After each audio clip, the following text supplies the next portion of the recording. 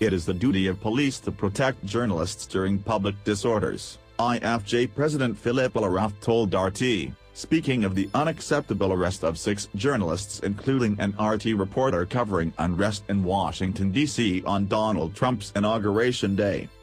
Obviously, in this case police officers, didn't care and they repressed the press and, once again, it's unacceptable in democracy, International Federation of Journalists President Philippe Leruth said in an interview with RT. We might wonder if police didn't want journalists to report about abuses, because when press is present and police is repressing demonstrators, it's very problematic for police, Leruth added. RT America's Alexander Rubinstein was covering the protests that broke out in Washington on January 20 when he was arrested and charged with inciting a riot, the gravest crime under the District of Columbia's public disturbances law. Rubinstein and 5 other journalists were released a day after.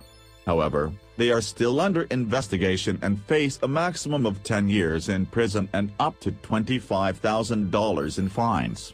Hearings are expected to take place in February and March, according to court filings.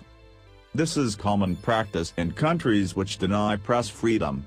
This procedure is called criminalization of journalistic work.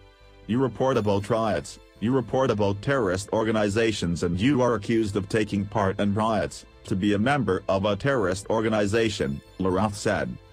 I am very surprised that the United States, where press freedom is supposed to be a key value of democracy, used the same practice, he said.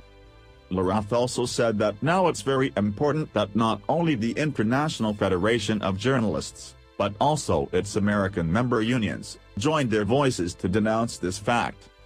It's unacceptable, and if we don't stop it right now, we have the risk that it will repeat, the IFJ president said.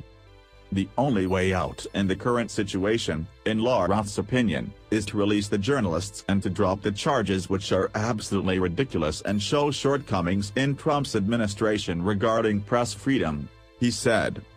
The arrest of 6 reporters has sparked an outcry among several major international organizations standing for press freedom, including the Organization for Security and Cooperation in Europe, OSCE, Reporters Without Borders, RSF, the Committee to Protect Journalists, CPJ, and the Society of Professional Journalists, SPJ. The groups have called on U.S. authorities to clear the arrested journalists of the charges.